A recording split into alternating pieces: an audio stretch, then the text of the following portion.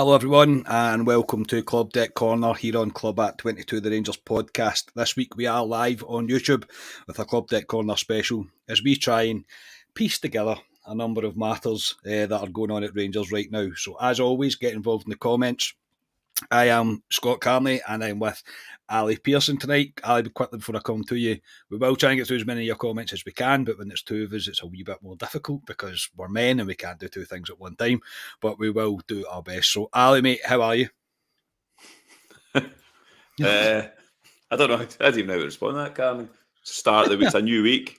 I obviously will go on about Saturday. I'm not bad at the moment. Obviously, I'm gearing myself up for the Halloween special that will be tomorrow night away at Napoli. So looking forward to that tomorrow night. And then we have the sheep coming on Saturday to Ibrox at 3 o'clock. So, aye. I don't know what to say. It's pretty miserable at the moment, being a Rangers fan, isn't it? Not many positives. No, there isn't many positives, mate. There isn't many positives. Look, tonight is going to be about that. We are almost probably going to use this as a counselling session, me and you, mate, and try and kind of piece together and put some perspective on things as well, and maybe discuss different opinions that different people are having about different things, and see where we end up, mate. Really see where we end up. This is not something that we usually do, but it's just basically me and you having a conversation over the internet, mate. That's basically what tonight is. And we'll get to as many points as we can within the comments. First off, before we go any further, I have to give a shout out to Nicky Oven for the amazing support by buying the podcast 3 coffees. Really appreciate it, mate. I only know one Nicky Oven, so I'm presuming it is you. And if it is Nicky, I can't thank you enough, mate. I really do appreciate that. That's brilliant.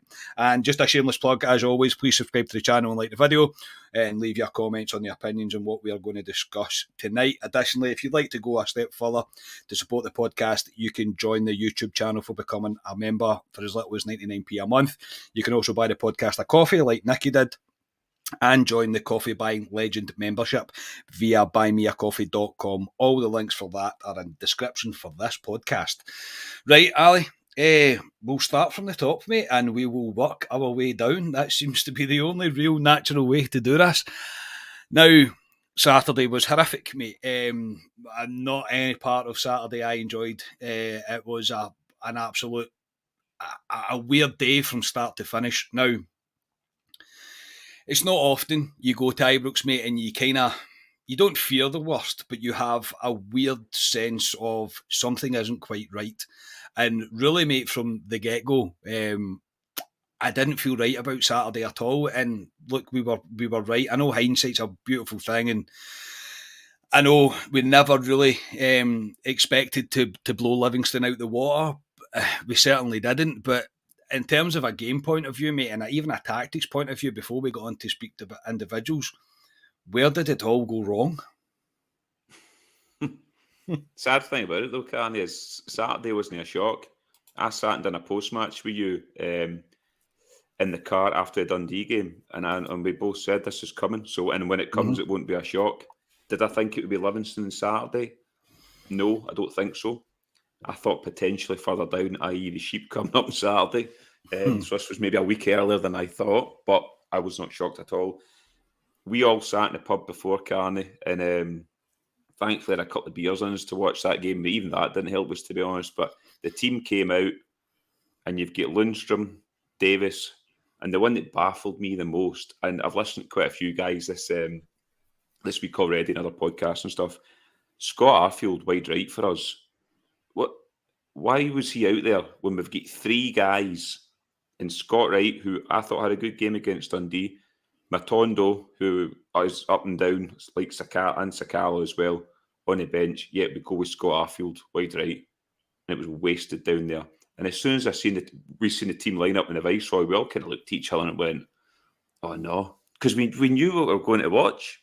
So it's not a shock, which is the biggest worrying thing for me at the moment. It's not a shock. Yeah, I agree. It was, even though I was not very happy about how things turned out, it wasn't a shock. And look, the only reason I can presume that Scott Arfield continues to get a start, and it's nothing against Scott Arfield.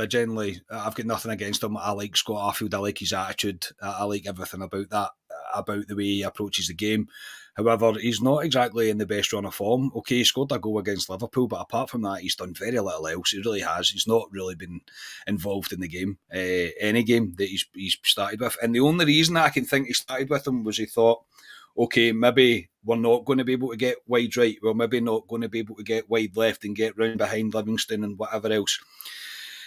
In saying that, the start that was getting blasted about was 70 plus crosses into the box, mate. So we decided to play that way anyway. Now, that to me, mate, there's either a massive breakdown from what Gio's trying to convey to the players, the way he wants to approach games, or the players are just simply not listening. And I'm tending to fall to the latter here. That the players look like they're not interested. They're not interested. That's the wrong word. They're not fully implementing the game plan that Gio's trying to put in place. Now, there could be a number of things for that. Again, this is all speculation because we've got no inside track at all. But it does look like there is a disjointment from coaching staff to players. Would you go along with that? That there's something not right between the coaching staff and the players? Yeah, there's a definite disconnect between the players and the coaching staff. Because I don't believe Gio was telling the players to go out and play that way. I mean, I still don't know what his philosophy is, though. Which no, I don't. Nobody knows what that is. But no, it's the attitude of the players that get me. I just think they've chucked it. I honestly don't think they're playing for him anymore. I really don't, and that's frightening because that's the minimum you should be given. They're playing for us as fans, to be honest. They should be putting the performances in the park for us. But you see it, man. I mean, look at Aston Villa as an example, right? Weren't playing for one of our ex-managers and Steven Gerrard, and then they go and pump Brentford 4-0. Brentford's a decent team in the Premiership this year. Well, they were 3-0 within 15 minutes or something like that. Yeah. It just shows you there's a definite disconnect, and I just think, I don't know, we're just so predictable at the moment. I mean, David Martindale was sitting going, we knew what Rangers were going to do. We're quite happy to give them the ball wide and let them pump balls in our box because we'll just deal with it, and they did. We're the most predictable team to play against. Ryan said it, we've said it, Scotia said it. Anyone could set a team up against Rangers at the moment because you know what they're going to do. But there's a serious disconnect between the management team and the players. I saw a wee clip on Twitter today. It was Sky's thingy for Clyde One, which is his name. I keep forgetting his name. Gordon Duncan.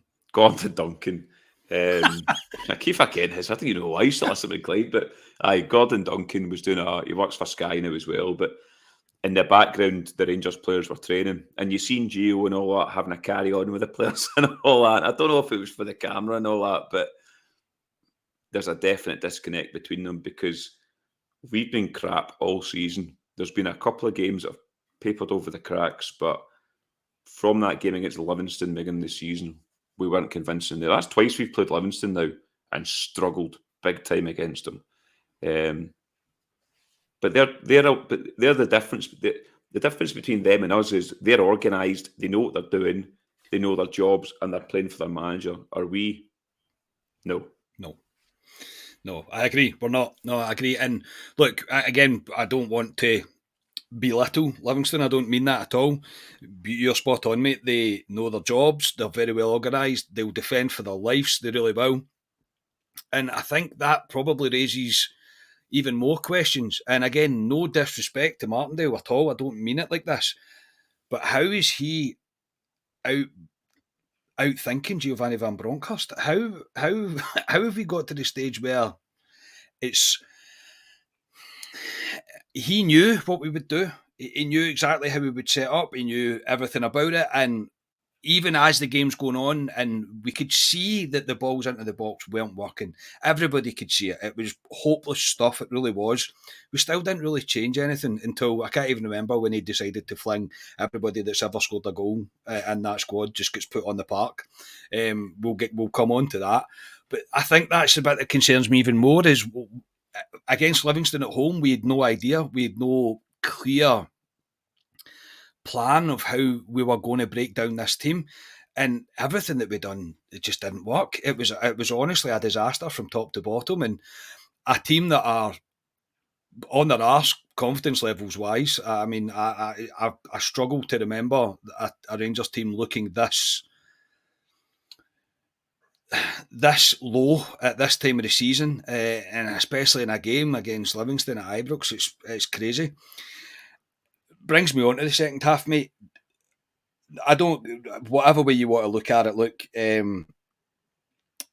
my opinion, Gio just decided to fling on anybody. He decided to fling on anybody, and he was just hoping that something would work, that something would happen. Now, again, I'm going to caveat all this by I know what it says on paper about where we're sitting domestically. I do get that. 100% I get that. However, we cannot escape the manner and the standards that are not being set anymore. It's okay winning ugly. It is okay winning ugly, but we're not even doing that anymore. Again, Ali, in the second half, it was surely if I put on a striker, they'll score.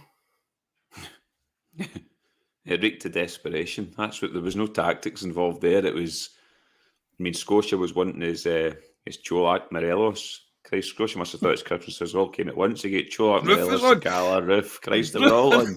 Kent still on, everybody was on. Do you know it brought me back to Carney? And it's frightening to say this because I thought these days were over. Pedro Caixinha. I remember we played a game at Ibrox and he played something like Michael O'Halloran at the back line and somebody else at the back line. And it was he just flung players on for the sake of it. It took me back to there. Aye. He nearly got away with it, Carney. See if John Lundstrom had put that away, that header, which he probably should have scored. He could have walked away there 2-1, but it was desperation. It really was. And it was poor. I don't know how many shots on target Rangers had. It couldn't have been very many in that game. I don't remember that goalkeeper. I don't remember turning to anyone to Scotia and saying, oh, that was some save by that goalkeeper. It's not as if we went and pounded Livingston on Saturday and they sneaked a one each. We've done nothing. Apart from 73 balls into the box, which Livingston just, you know what they've got, big guys at the back, just soaked that right up. So I just thought about, again, clueless. It was worse than Dundee. It's like, remember we played Celtic. We played Celtic at Parkhead, and then we went, surely we'll get a reaction. And we went to Ajax. And I actually thought we were worse at Ajax. This is the same thing. I know we beat Dundee, but we were horrific. At Motherwell, we went great. And again, we're going backwards, this Rangers team. And it's worrying. I know the injuries can be a big part to he's not been able to probably play the team he wants to play. But at the same time, we should be able to put a team in the park to beat Livingston convincingly.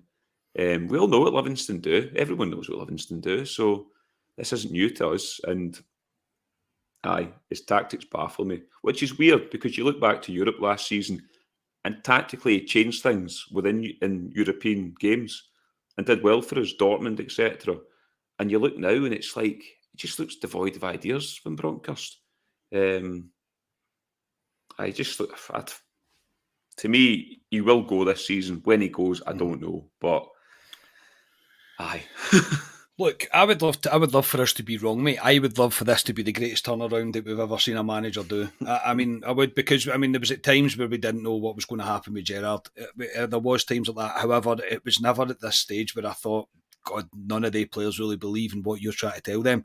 And to me, as an outsider looking at it, as a guy that's been going to Ibrox for God, I don't know how many years I've been going now, but it just looks like a team that are now expecting to drop points, expecting not to perform, expecting for things to go wrong, not having there's no fear element of Rangers anymore. Like when you've got teams coming to Ibrox, they shouldn't want to come to Ibrox. You shouldn't want to come and play against us, knowing that just by Ibrox itself that it's going to be a tough game. And if Livingston don't go down to 10 men, and I think their striker was injured as well while he was on the park, so arguably 9.5 men.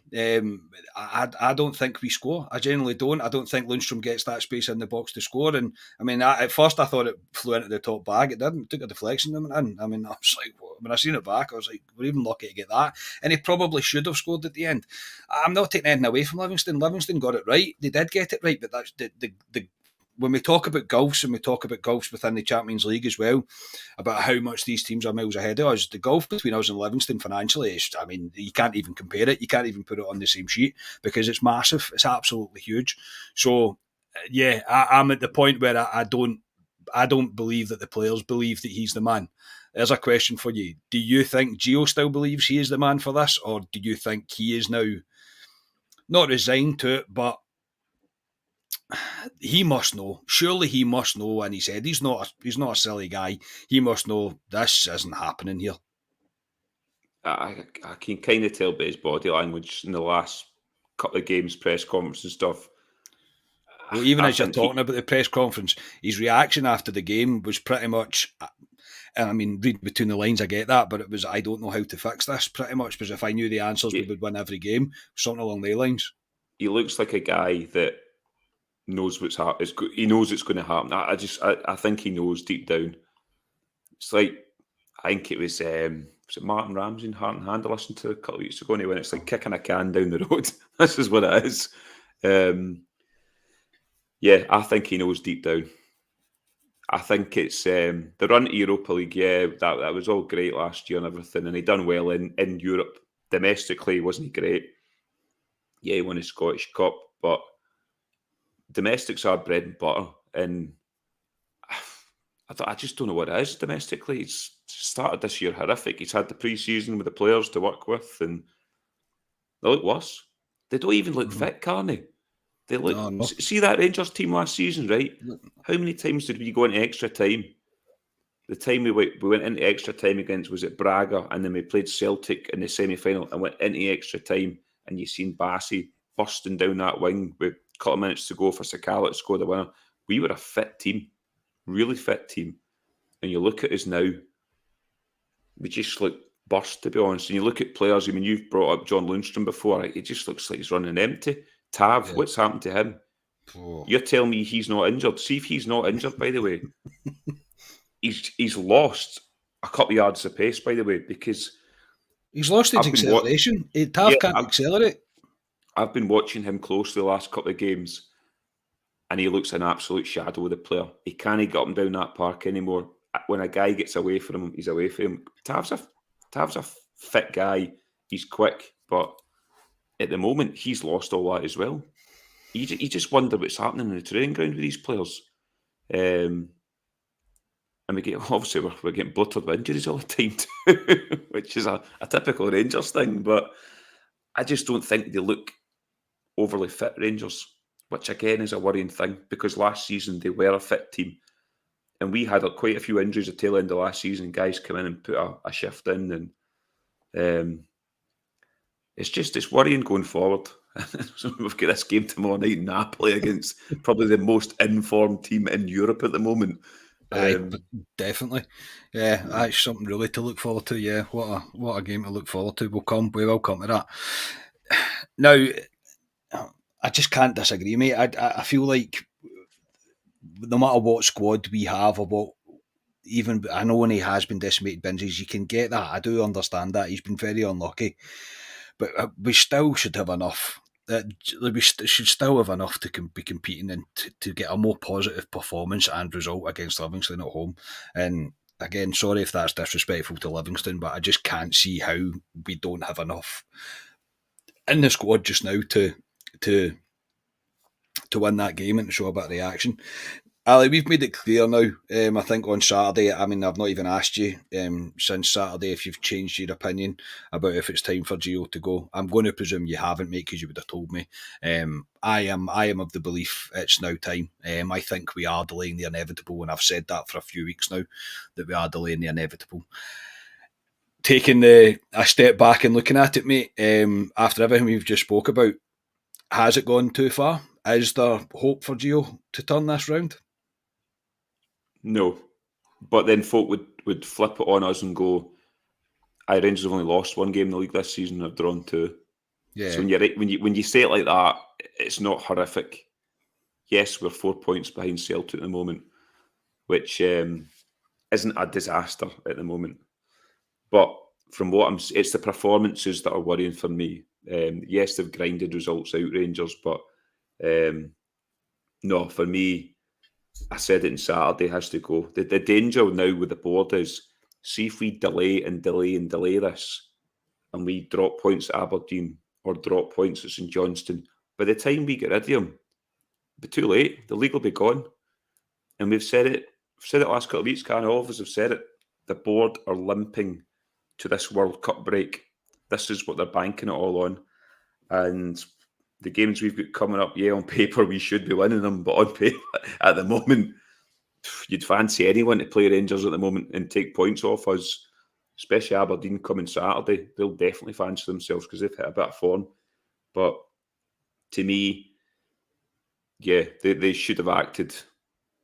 They should have acted after Livingston. I thought they should have acted before then, to be honest. But the danger is the time they act, it'll be too late and this league will be gone. Did John Lundstrom's goal, one word answer, did John Lundstrom goal save his job? You can give more than one. I know you can do one word answers. You can give more than one if you like. Yes and no. Brilliant. I know that doesn't answer the question. Podcast, mate. Decisive answers on a podcast. I always love that. In fact, I'm going to say no, because I think if Rangers would get beaten against Livingston, I still think the board would have limped to this World Cup because they would have looked to when it's still 5 points. So I know it's 5 points, but I still don't think that board would have acted. I don't. 100% he should go. If we get beat, I still think he should go regardless because we drew. But I'm just on how the board have been acting. I don't think they would have pulled the trigger, which is bloody worrying, to be honest. Yeah, I know. Do you think they would have? No, I don't. I don't think they would have. No, I think we could have lost that game 2 or 3-0 against Livingston, mate, and the board still wouldn't have done anything. Just for the pure reason that on the paper everything looks fine, but the eyes don't lie, mate. We watch every minute of football that Rangers play, and some of them in person, some of them on TV, whatever. But we can see it, and fans can see it. Like everybody can see it that something is definitely wrong. It's just not. It's not right. And I do get the argument that on paper it's all good, but I do think, and I'm in my personal opinion, that's holding on to a lost cause. I really do. I think you're looking for something that I don't believe is there. Now, I am more than happy to be proved wrong. Genuinely more than happy to be proved wrong. But for right now, for me, the board should have already acted and they haven't. Which brings me on nicely to the board. Davey, 1642, becoming a member. Thank you very much, mate. Really do appreciate that for supporting the channel. That's superb. It brings me on to the board, mate. Now, there's obviously different rumours. We will come to Ross Wilson, everybody. Don't worry. Don't worry, we will come to him. The board. Now, the board have been criticised, mate, for a lot of stuff recently, based a lot, but their silence on stuff more than anything else. And surprise, surprise, we're still at a bit of a silence just now, even though there's, I would say 99% of Rangers fans are calling for some action to happen. Now, I've also seen different things about the board can't afford to sack him, right? Now, this might be the case. Obviously, I don't know the finances, but I think the biggest thing from people that I've read into that I tend to kind of trust, these people that have certain opinions with things, people that I kind of trust, I don't think the board they've not forecast for this. They've not, I think they've put all the eggs in Gio's basket and thought, that'll do, that'll be brilliant, and there won't be a get out clause right now. And I think they're probably thinking, how are we going to do this when the inevitable is going to happen, in my opinion. Again, I'll keep caveating everything that it's my opinion. I believe that this goes higher than it should. We've all got different opinions on the different members of the board. I don't think any of them, apart from Bisgrove, has really ever gave a good account of themselves. I don't like the way Stuart Robertson acts. I certainly didn't like the way Bennett acted after that interview that came out. I thought it was horrific. Bisgrove's the only one that kind of maybe pulled wool over my eyes a wee bit, but I thought he was more honest and more down to earth and direct than the rest of them.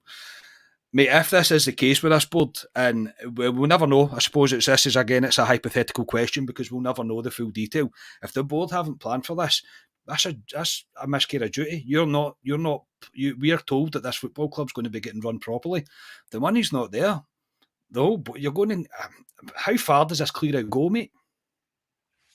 Yeah.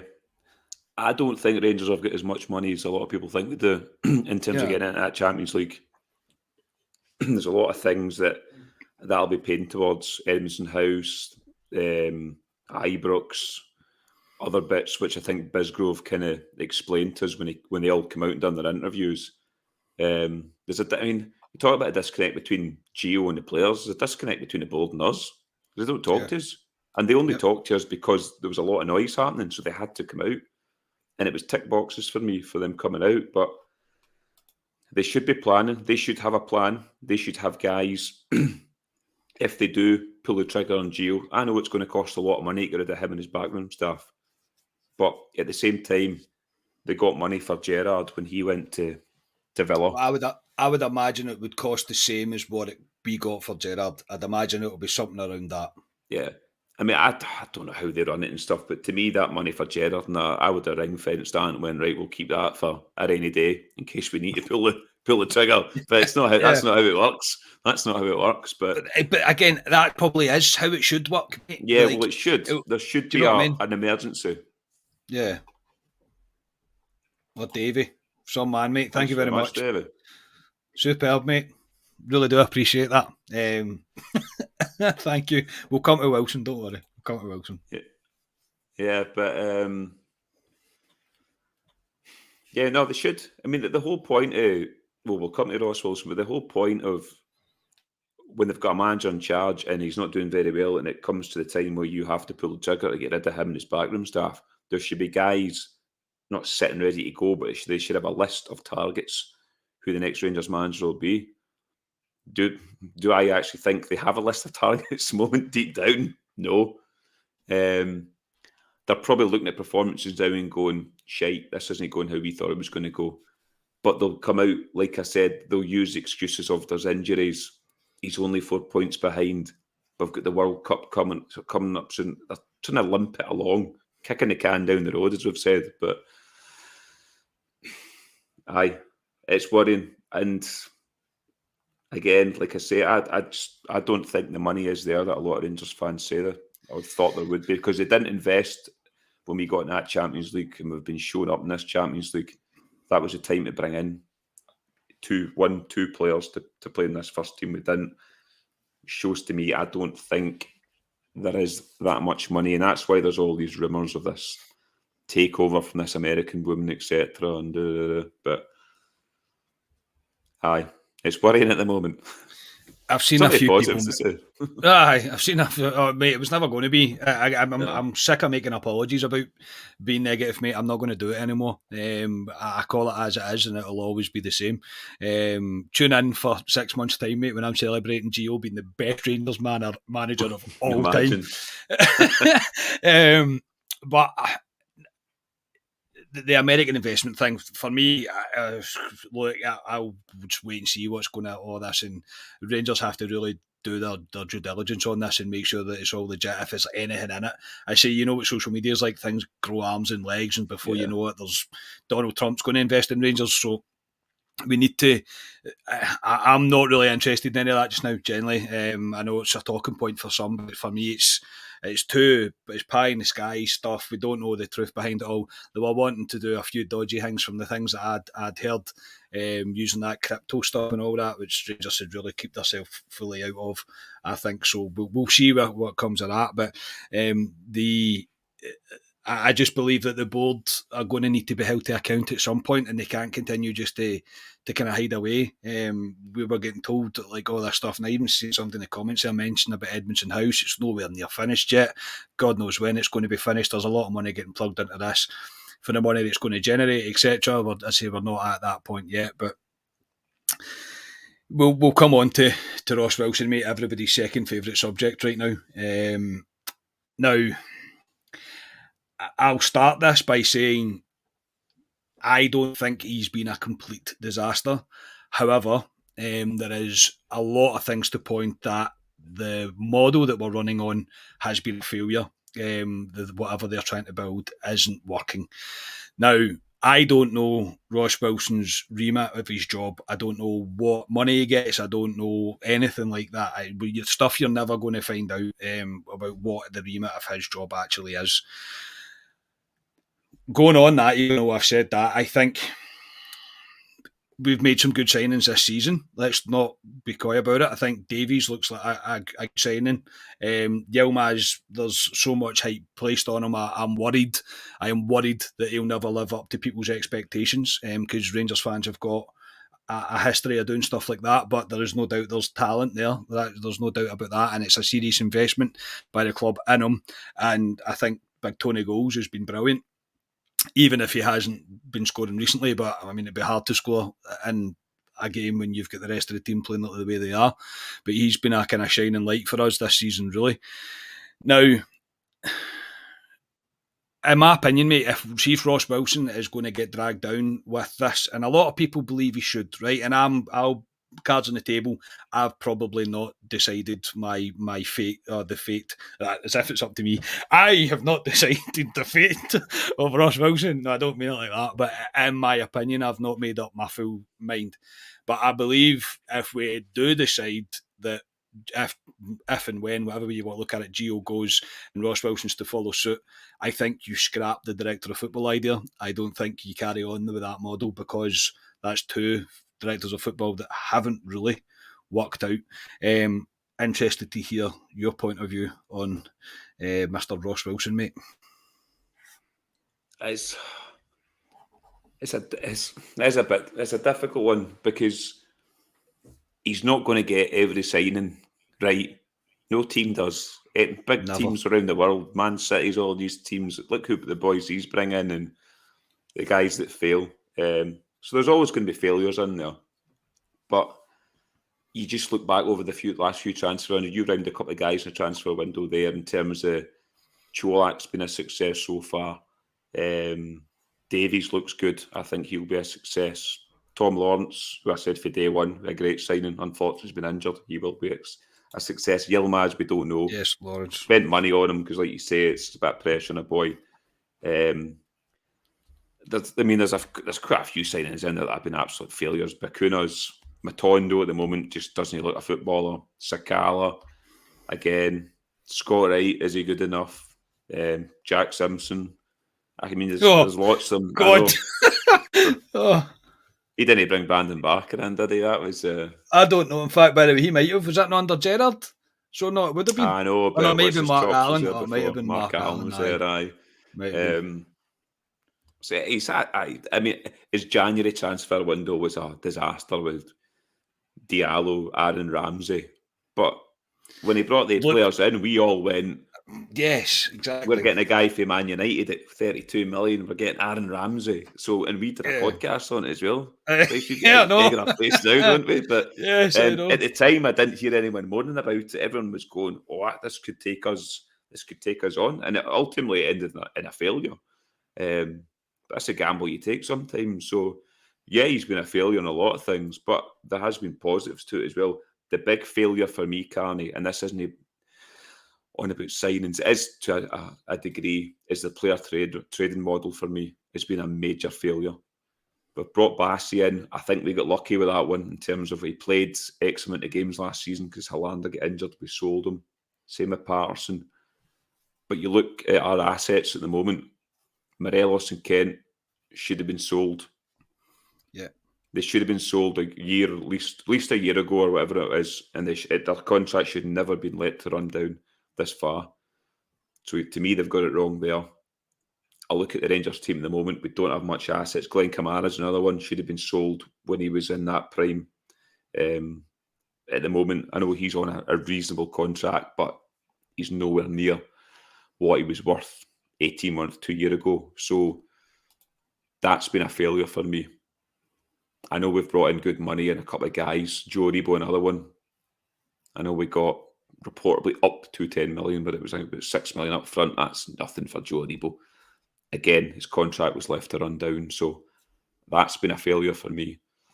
And at this present time, like I say, we don't have many assets to sell. You can talk about maybe Lowry coming to the team. These are boys coming through the youth team though. So and young King as well, potentially. But have we brought players in and punted them apart from Bassey? Not really. So that's been a big failure for me in terms of Ross Wilson. I would agree. The player trading model has not worked. It definitely hasn't, and he's definitely got more wrong than he has right. Sometimes that's going to be the way of things. It's going to happen. And yeah, the Ramsey thing, mate. I mean, I can't remember being that excited about a Rangers signing in a long time, mate. In a long time. Probably since Gerrard came in. When Ramsey's come in, I couldn't believe it. But basically, we got you. What your favourite saying is when I think you've actually said that on air before, but they were not a holiday camp, and Ramsey definitely came here for a holiday. That's for sure. He came for an extended training camp. That's all he was here for. But yeah, no, I agree. I don't think the trading model is working. What we're trying to do, it's pretty poor that we probably are going to lose Kent and Morelos for very little compared to what you could have got for them. Whether they try and get them off in January or not, I'm not sure. I know a lot of people will hold on to the fact that Connor Goldson didn't sign till the last minute, really, his new contract. I do think getting to a Europa League final is going to have played a massive part in that for him to sign on, and we're certainly not going to get there this season based on the form that we've seen.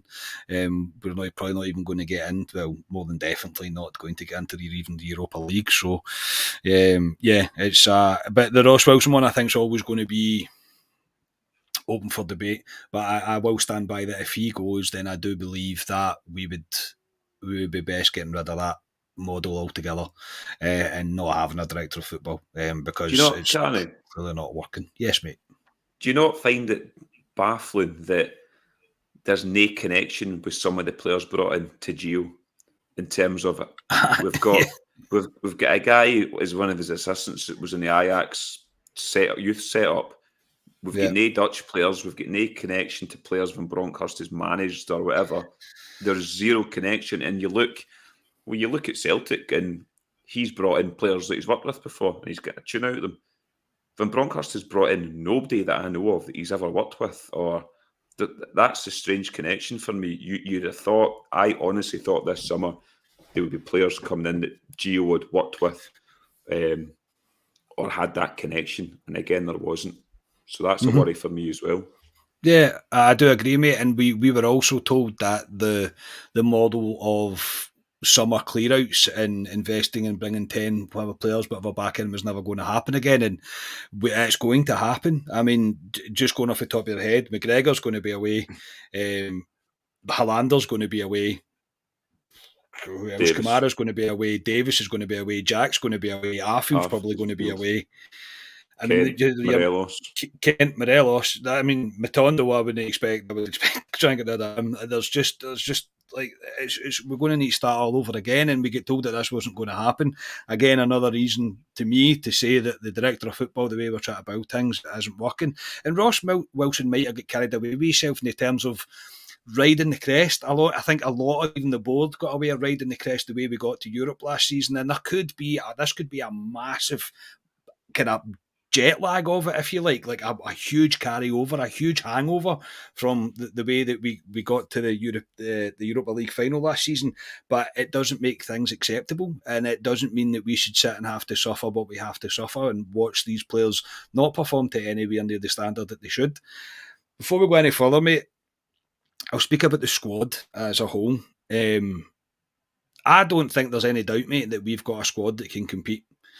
But right now, to me, based on the stuff that we spoke about, mate, the lack of buy-in, the lack of the lack of proper investment, the re-signing of players that should never have happened. Again, another one that will fall on Ross Wilson. It should never have happened. But again, we've still got enough within the squad, even with injuries, to be performing.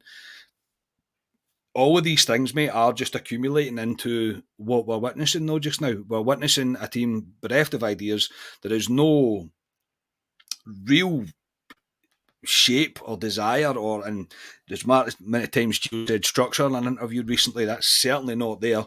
And I dare say this, man, because I might get absolutely pounded. I feel sorry for some of the players. I genuinely do. I feel sorry for them because this is you know it's not them. Perfect examples for me, and look again, people say me for this. Tavernier's not this type of guy. This isn't what James Tavernier's all about. He hasn't been at this club for this amount of time just to kind of look like he's not look like he's chucking it, but to have the collective drop in performance and everything. It's not within his style. I don't believe it's within Goldson's style. I don't believe it's within Lundstrom's style. Steve Davis, players like that. But again, a lot of these players' legs are giving up on them. But would you agree, mate, that even if the investment at the recruitment has been questionable, we should still have had enough? I know we were a wee bit concerned before we got the injuries. Well, we've not got a great depth in squad. But really, when we started off the season, when especially after we'd seen Loris and Tillman as well, at first we were like, I think we're going to be just fine. And I'm pretty sure if we went back and checked the archives, mate, we probably were sitting there thinking we're just fine. So I still believe that we've got enough quality within the squad to be performing at a much higher level. Yeah, no, definitely. I remember the game we seen bloody Matondo against West Ham. He was I know. up and we were all Sign like, him. Get my name in the back of my top and everything. I know. like, look at this boy here. It's fell off a cliff. Same with Tillman. Tillman's kind of had a wee burst the last couple of games there, but no, we should have enough. The injuries haven't been kind to us. The centre halves have been bloated. I don't blame Gio for that. He's been really unfortunate with the centre halves here. We've finally got Goldson and Davies playing with each other, and it looked as if we'd sorted that centre half partnership out. And then bang, like I say, the only guy that never gets injured gets injured. So he's been extremely unfortunate in the centre half position. Midfield for me is the one which should be identified. But they might turn to me and go, well, we brought Tillman and we brought Lawrence in. Lawrence got injured, but I still think we're missing something there. So that was key for me. And the right side, which we've been screaming out for years since, oh Christ, Candace played there probably. We've never got somebody there. But again, they could come back to me and say, well, we brought Matondo for that position, even though he played left, in the left-hand side for Schalke. So they're two big positions that I don't think we identified. Arfield, Davis were kept there because I think they were going to be squad players this season. So your Lawrence's and that would play there. Tillman's obviously quite young. They were maybe to come in now and again to help. The difficulty is these guys are having to play every week for us now, and they can't do it. And I do feel sorry for them to a point. Steve Davis, 37, 38 years of age. They can't do it every week. I mean, he played Wednesday night and he had to play Saturday there again. I know he's playing Dundee and Livingston, but guy's still 38 years of age. You've got Arfield, who played, 3 games in a trot at one point in a week. Looked dead in his feet against Motherwell. Another guy. These are the squad players for me to come in and help now and again, not play 90 minutes for us every week. So that's the worrying thing. And our boys like obviously Lowry get injured in the B team, that hammer throw. He's a boy that for me could come in. I know he's just coming back. So yeah, but I mean we should still have enough to beat these teams regardless. But he has been unfortunate. But at the same time, the performances with what we put in the park haven't been acceptable at all. That should be a better performance than what we're getting from these players. It's extremely under par from a team that they are good players. Yeah, they are. I know. Yeah, it's from everyone. Yeah. Yeah.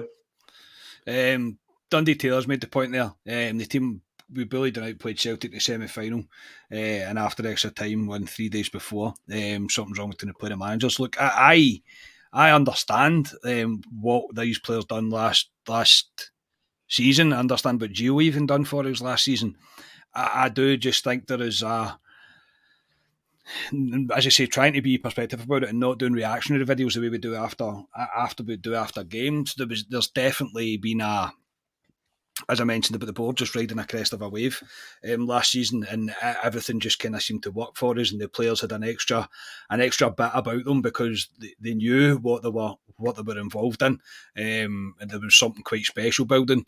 The drop off this season is like something I've never seen before. You can accept a dip, you can accept the high of that being the way it was, but we can't always just continuously look back and go, look how good last season was, because that's not the way it works in Scotland. As ludicrous as it is, and the way Scottish football is, we all know as Rangers fans that, okay, you won the league last year, but if you don't win it this year, it's not good enough. And it's always going to be like that. For the rest of my life, it will be like that. And maybe there is not a lot of people within the club right now that fully understand that. Again, an outsider looking in. Ali, we play Napoli tomorrow night, mate. What a time to play them. Now, look, I know people will be thinking tomorrow night will be Gio's last night. See, no matter really what happens tomorrow night, unless it's like 15-0, something absolutely bonkers where the players might as well sit down on the field. Gio will not lose his job after tomorrow night, that's for sure, because I think everybody's kind of got to the point of, right, well, Europe's not going to happen for us this season. You said it at the start of the show, mate. We are going into play probably the most informed team in Europe right now. They are absolutely flying, and they're probably in with a shout of going very far in this competition. I mean, what a time, mate. What a time to be a Rangers fan. Yeah.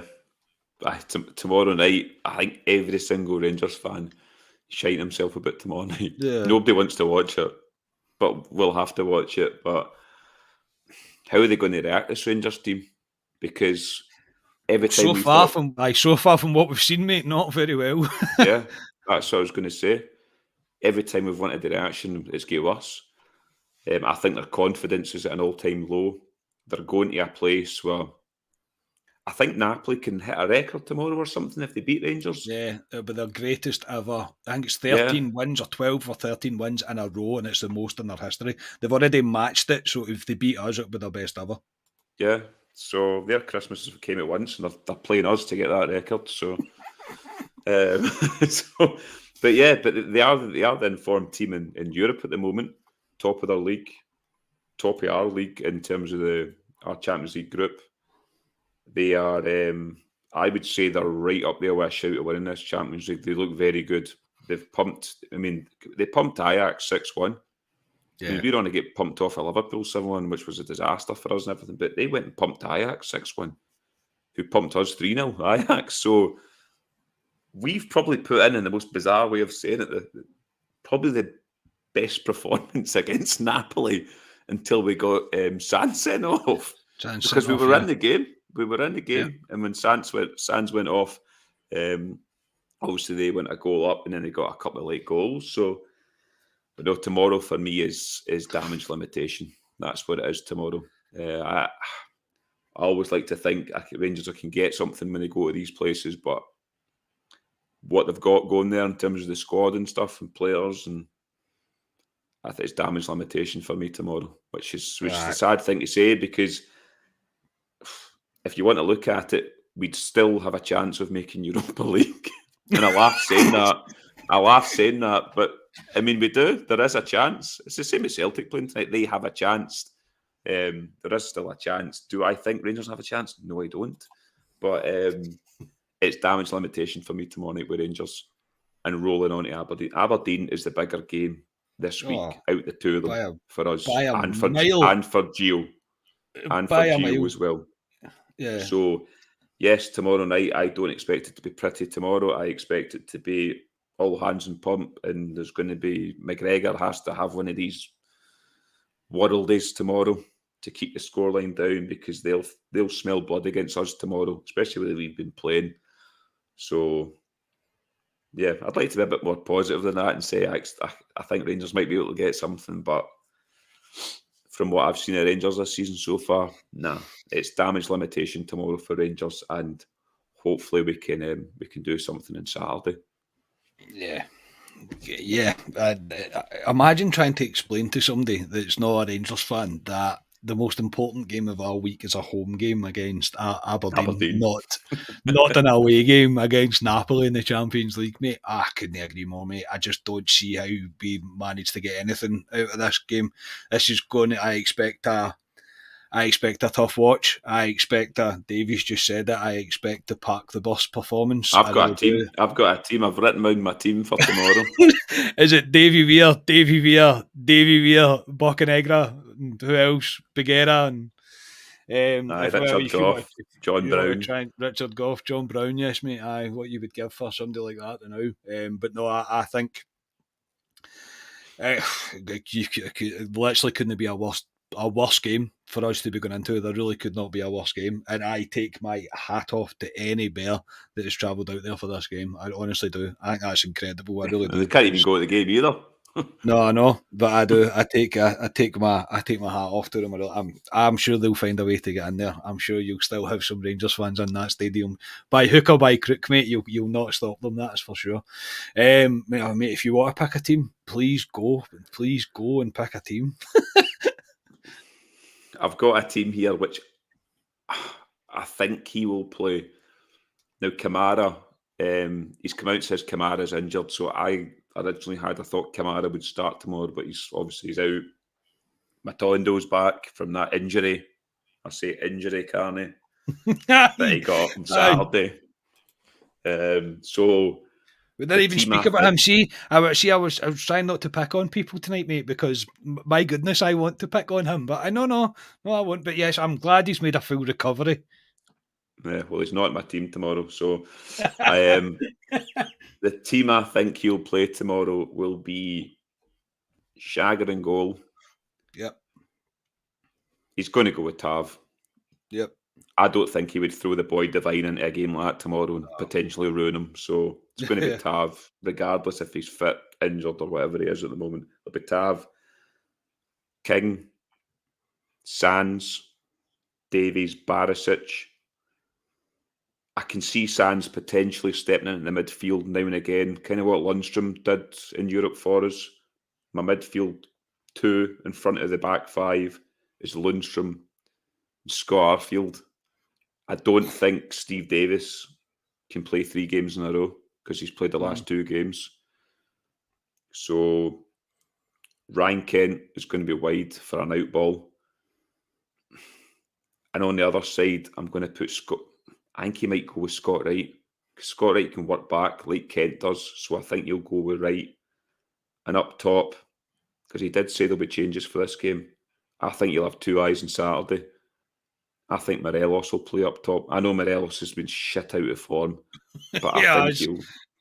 I mean, he could play Kamara up there, to be honest, but I think he'll play with. It's not a bad. I think he'll play with Morelos up top, and I think he'll have 2 eyes looking towards Aberdeen on Saturday. But yeah, he's not got much to choose from, Carney, when you look at it. I mean, there's really not much there, but that's what I think he'll go with the idea of Sands potentially stepping into the midfield now and again.